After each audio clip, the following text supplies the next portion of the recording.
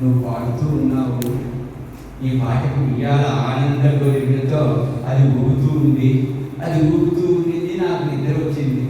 ఈ పాట ఆపేస్తా ఉయ్యాల ఆగిపోయింది, నా నిద్ర పోయింది. నేను సుప్రభాతంలో వచ్చి మిమ్మల్ని మేలుకొని చేస్తాను, మీరు పాడుకోండి.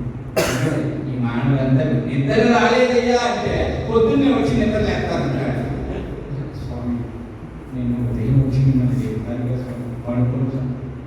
అన్నమయ్య ఉయ్యాల ఆగిపోయింది, ఉయ్యాల ఊగితేనే నాకు నిద్ర వస్తుంది. చిన్నప్పుడు మా యశోదమ్మ ఉయ్యాలలో పడుకోబెట్టి ఆ ఉయ్యాల ఊగుతూనే ఉంటుంది. నేను నిద్ర లేచేంత వరకు మరి ఉయ్యాల ఊగలేదు. స్వామి మీరు ఎక్కడో ఒకటి పడుకోండి, పొద్దున వస్తారు. ఈ మానవులంతే వినరు, వాళ్ళు చెప్పింది నేను వినాలి, నేను చెప్పింది ఎప్పుడు వినరు.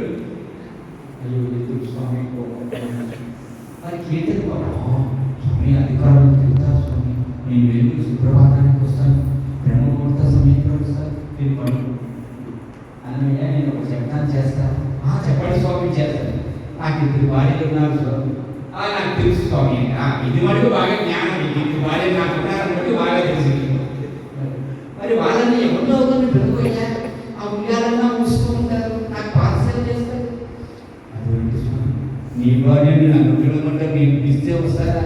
నీకు తెలియదయ్యా, నా మీద కోపంతో ఈస్ట్ ఒక వెస్ట్ వెళ్ళిపోయినారు. నేను పిలిస్తే రాదు, ఉత్తరవాచ్యులు పిలిస్తే వరకు వస్తారేమో, వాళ్ళని పిలువయ్యా. పిలిస్తే వస్తారు, వస్తారు. దూరంగా ఉండి లక్ష్మీదేవిని పిలవద్దు, పక్కనే ఉన్న పద్మావతిదేవిని పిలువు. మీరు వస్తున్నారు, వస్తుందయ్యా. మీరు ఉత్తరవాచ్యులు ఎక్కువ బిడ్డలంటే చాలా ప్రేమ వాత్సల్యాన్ని చూపిస్తుంది తల్లి, పిలువయ్యా. అలాగే స్వామి, విచ్చేయవమ్మ వెన్నెలవమ్మ మచ్చిక మరుని నాక మగువని నాక అమ్మ తల్లి జగజనని లోకపావని మాత పద్మావతిదేవి రావమ్మ. నీ మనసు ఎటువంటిది? గగనంలో వీచేటువంటి చక్రబింబంలో వచ్చేటువంటి వెన్నెల కాంతి అమితమైనటువంటి చల్లదనాన్ని కంటే విచ్చిందమ్మ నీ మనసు కంటే అమ్మవారు అక్కడ పడిపోయింది. అమ్మో, గగనంలో చంద్రబింబంలో వీచేటువంటి చల్లదనాన్ని కంటే విచ్చిందా నా మనసు అన్నయ్య. అందుకేనయ్యా ఇంత విధంగా పొగుతావనేసి నిన్ను సృష్టించుకున్నానయ్యా. మా స్వామి వస్తున్నాను, పాపం ఎందుకు వస్తున్నా? ఆయన ఏమన్నా నీకు అన్నం పెట్టేలా పెట్టున్నాడు, కక్కాలా కక్కాలా మా స్వామి తీసుకున్నాడు.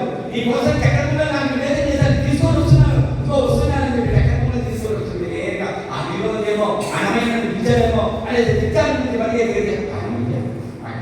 ఇదిగో చక్రపతి నాకేదో మా కక్కాలా పెట్టాడు, నాకు ఆకి లేదు. ఆయన అన్నింటి పిలిచాడు, నేనే పిలిచాను. ఆయన పిలవమంటే పిలిచాడు, ఆయన పిలవమంటే పిలిచావా? ఆయన నా కోపంగా ఉంది, నేను వెళ్ళిపోతున్నాను అనేది రెండో చరణం ఎప్పుడైతే పాడతారో పద్మావతిదేవికి జల జల జల కన్నీళ్ళు రాదు అన్నమయ్య. ఎందుకయ్యా నీ పాటకని పాడిపోయినా నన్ను కూడా ఆ ఊరి నుంచి ఈ ఊరికి రప్పించినావు. అందుకే అప్పటిదాకా నా స్వామి అన్న అమ్మవారు నీ స్వామిని ఏకాంత సేవలో నేను ఆయన పాదసేవ చేసి ఈ ఉయ్యాలు ఊగుతూ ఉంటుంది. సుప్రభాతంలో వచ్చేంతదాకా ఈ ఉయ్యాలు ఊగుతూ ఉంటుంది. నేను స్వామికి పాదసేవ చేస్తాను, నువ్వు వెళ్ళి ఉదయం సుప్రభాతానికి రా అని చెప్తే చూడండి అమ్మవారి మనసును కూడా కొట్టేటువంటి గెలిచినటువంటి అన్నమాచారు. ఇంకా ఒక్కొక్క సంకీర్తన భావ తాత్పర్య రాష్ట్రాలు వింటూ ఉంటే భగవంతుడి గురించి కీర్తనలో ఊరి లేకుండా ఆ కీర్తన మనం చెప్పుకుంటూ కూర్చుంటే మనకు ఒక రోజు చాలు,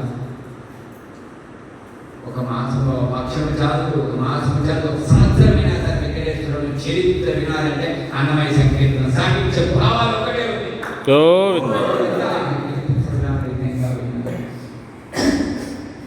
అక్కడ ఉయ్యాలు ఊపేటప్పుడు ఒక ఘటన జరిగింది.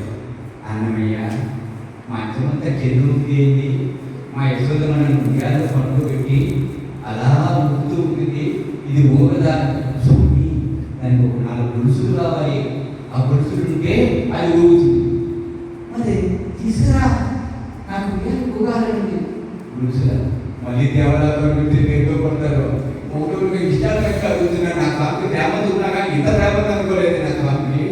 ఇంకా గొలుసులు ఎక్కకపోలేదు దేవతలు మళ్ళీ వెళ్తారు. చివరిగా మా స్వామికి గొలుసులు కావాలంటే అదొకటి చెప్పు. మరి చివరిగా ఇప్పుడు వసపడిగా గొలుసులు లేట్గా అడిగారు, అందుకని గొలుసులు ఇచ్చేసి గొలుసులు ఎక్కడ ఉంటుందయ్యా కావాలంటే వేదలో ఒకటి ఉంటుంది, పోయి అన్నీ చెప్పేస్తాను అయ్యా కూడా ఇష్టాలు కట్లా వేదలోకంలో ఎత్తుకో అయ్యో చెప్పండి స్వామి వేదలోకం ఎక్కడుంది పాతాళం కింద ఉందయ్యా ఓ అక్కడికి వెళ్ళాలి స్వామి సరే నుంచి మళ్ళీ స్మరణ చేసుకుంటూ పాతాళలోకానికి వెళ్తే అక్కడ వేదమూర్తి ఉంటే ఆ వేదాలతో పడి ఉంటుంది ఆయన చూసి అదే నా స్వామికి గురుసులు కావాలి కదా ఇక్కడ ఏంటి వేదాలు ఉన్నాయే అనేసి హైత్రీయ స్వామి అడుగుతాడు స్వామి నా పేరుది విధంగా ఎవరు చెప్పుకున్నాడు బాలక నువ్వు వచ్చిన దానికి నేనేమి అనట్లేదు నేను తిట్టట్లేదు నీ స్వామికి ఏదో ఒక కోరిక కోసం నా దగ్గరికి వచ్చావు ఏం కావాలి స్వామి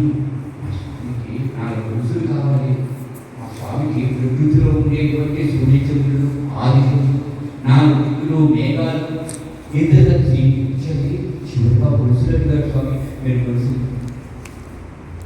అన్నమయ్య ఇక్కడ వేదాలు తప్ప గొలుసులు ఉండదు కావాలంటే వేదాలు తీసి నాకు గొలుసులే కావాలి స్వామి నాకు వేదాలు నాకు గొలుసులే కావాలి అంటే 16 ఏళ్ళు ఆడుకుంది ఏం జ్ఞానం ఉంది స్వామి ఏమడిగాడు గొలుసులు ఈయన వచ్చి గొలుసులే వచ్చినాడు అదే గొలుసులు లేదు కదయ్యా సరే పోయ్యా నీకు గొలుసులు కావాలి కదా అనేసి ఆ వేదాలను గొలుసులు దాకా మార్చేస్తాను ఒక్క గొలుసు ఎత్తుకుంటాను ఆ ఒక పక్క పట్టుకొని ఒక గొలుసు తీసుకొని పోతూ ఉంటే బరువు పోతూ ఉంటుంది ఆయనకి 4 అడుగులు వేసి ఇంకా బరువు పెరుగుతుంది ఇంకొక అడుగు వేసి ఇంకొక బరువు పెరుగుతుంది స్వామి దేవి స్వామి ఈ లోకం నుంచి నా లోకానికి నా స్వామి దగ్గరికి నా వైకుంఠాన్ని నేను ఎప్పుడు తీసుకెళ్తాను ఇది చాలా బరువు అవుతుంటే నీ మనసును మార్చుకోవాలన్నయ్యా ఇది వేద లోకం గొలుసులు లోకం కాదు మనసును మార్చుకో చూడక్కడ ఆయన జ్ఞాన కేంద్రాలను చూసి ఆ గురుసులు